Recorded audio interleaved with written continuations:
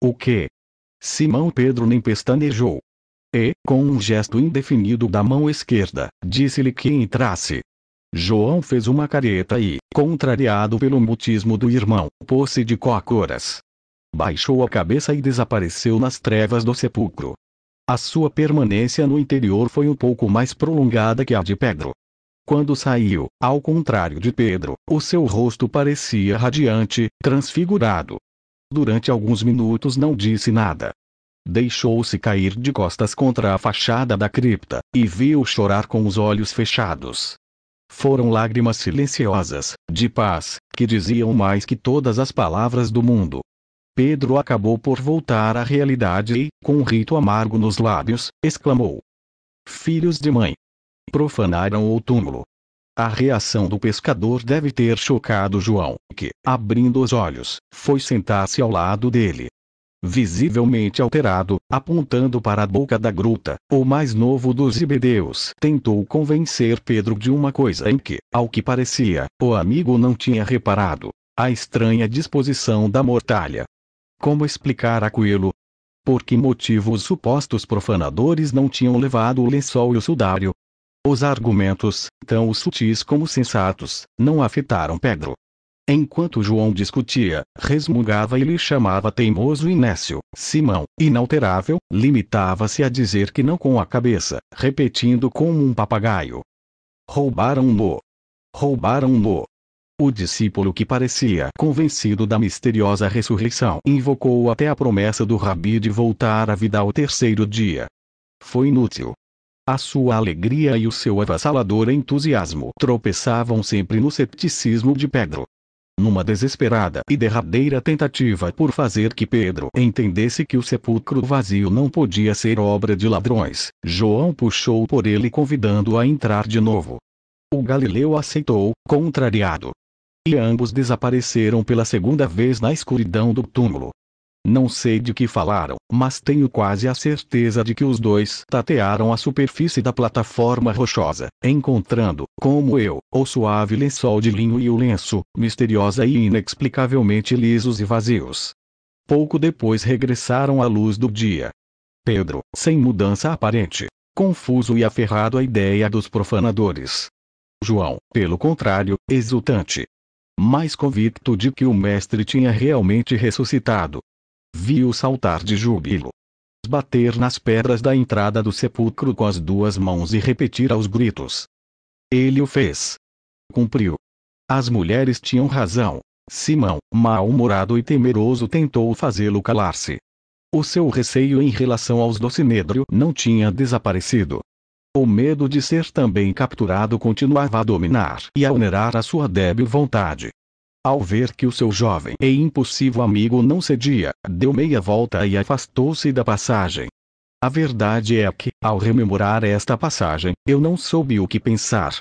João, o evangelista, não se refere em nenhum momento à postura dura e arisca de Simão Pedro.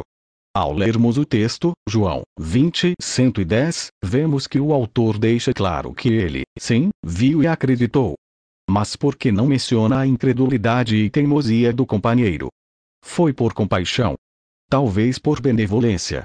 Ou, como vimos na última ceia, porque não convinha denegrir a imagem daquele que depois seria a cabeça visível da igreja. As cenas da famosa correria e da entrada no sepulcro tinham acabado. Mas não as surpresas daquela agitada manhã de domingo, 9 de abril do ano 30. No fundo, a entrada inesperada daquela mulher na quinta contribuiu, e não pouco, para multiplicar a minha desolação. Isto foi o que presenciei.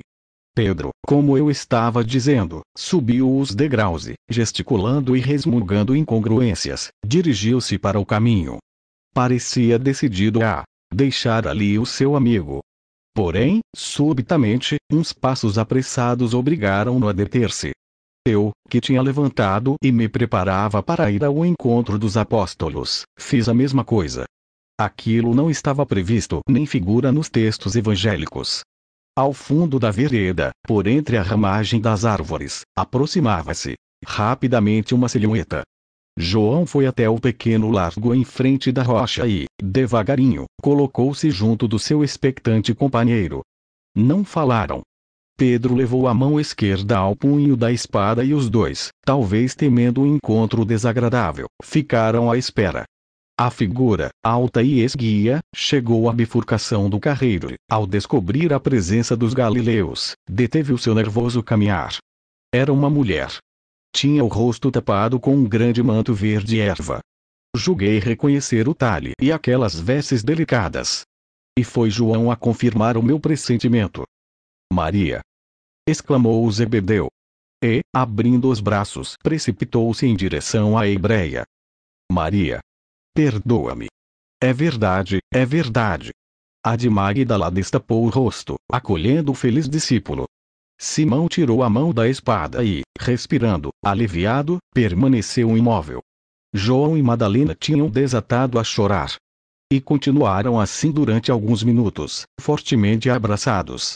Mas Simão, cuja paciência não era precisamente generosa, tentou cortar aquela cena emotiva, censurando-lhes a credulidade infantil e instando João a sair quanto antes daquele lugar perigoso. Foi então, ao lançar um olhar inquieto à sua volta, que descobriu a minha presença entre as árvores. O pescador, sobressaltado, desembainhou a espada. Mas eu, saindo do meu esconderijo, deixei que me visse e pedi-lhe que não perdesse a calma.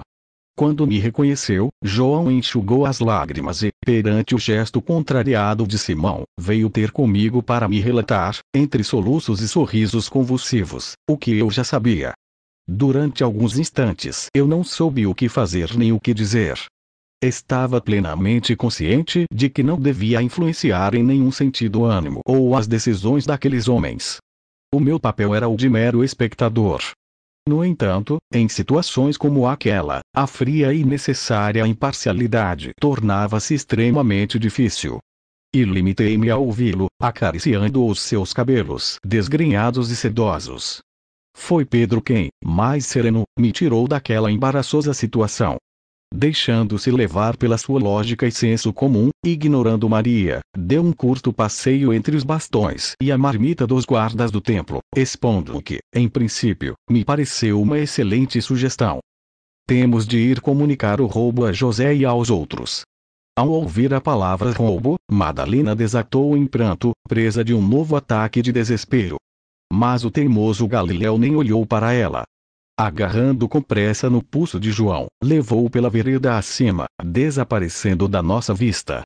Por um lado, alegrei-me. A intransigência do pescador tinha começado a pôr-me os nervos em ponta. A missão obrigava-me a permanecer no horto, atento à sorte dos panos mortuários. Esse era o meu imediato e delicado objetivo. Pegá-los e, durante umas horas, submetê-los a uma análise científica exaustiva no interior do módulo. Uma vez trazidos para o berço, começaria a segunda fase daquela, no momento, acidentada aventura. Mas sigamos a ordem cronológica dos fatos. Comovido, aproximei-me de Maria. Tinha-se ajoelhado e, abatida, tapava o rosto com as mãos. Deixei-a chorar e desabafar. Quando vi que os seus soluços e suspiros começavam a espaçar-se, fui retirando delicadamente as suas longas mãos, pedindo-lhe que tivesse paciência. Mas Madalena, com os olhos inchados e vermelhos, abanou a cabeça, revelando-me a sua impotência e profunda angústia. Era triste e desesperante, para mim, não poder ajudar melhor aquela bonita hebreia de 20 ou 22 anos. Teria gostado de lhe antecipar alguma coisa do que eu sabia. Mas o rigoroso código moral que rege ao nosso trabalho impôs-se mais uma vez. De joelhos diante dela, pendente da sua amargura, tive de repente a sensação de que alguém nos observava. Senti um calafrio na nuca.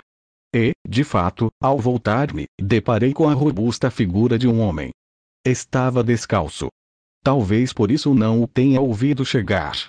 Levantei o olhar e respirei com alívio ao reconhecer o hortelão de José. Veste-a um grosseiro chaluque de lã, cinzento e descolorido, cobrindo cabeça com um não menos gasto chapéu de folha de palma. Na mão esquerda trazia uma tocha. O Ares, assim eram chamados os sofridos trabalhadores do campo e a massa do povo, sorriu para mim, deixando ver os 2 ou 3 únicos dentes que continuavam de pé nas suas inflamadas e negras gengivas. Parece-me que aquela foi uma das poucas ocasiões em que o ouvi falar. O homem, fiel seguidor dos ensinamentos de Jesus de Nazaré, tinha ouvido os rumores que circulavam na cidade sobre o desaparecimento do cadáver do mestre. Num quase indecifrável aramaico galileu, perguntou-me se sabia alguma coisa a esse respeito. Pus-me de pé e improvisei apontando para Maria, explicando-lhe que sim, que tinha ouvido dizer alguma coisa, mas que não estava muito certo. O hortelão caiu então no seu habitual mutismo. Olhou para a mulher e, direito como um poste, afastou-se em direção ao fosso. Compreendi que estava decidido a certificar-se por si próprio. Após uns segundos de hesitação, decidi juntar-me a ele. A presença da tocha era importante. Até esse momento, as minhas idas sucessivas à cripta tinham sido sempre em condições precárias de visibilidade. E, sem mais, esquecendo-me por completo de Madalena, apressei-me a seguir os passos decididos do hortelão. Em uma hora, o cheiro nauseabundo a sebo de vaca que impregnava a tocha invadiu tudo. E a vibrante chama, entre esporádicas chispas, foi arrancando reflexos avermelhados às paredes da gruta, estirando e deformando as nossas sombras. O silencioso hortelão, com a cabeça e o dorso inclinados para não bater no teto, ficou com os olhos fixos no banco vazio. Parecia hipnotizado.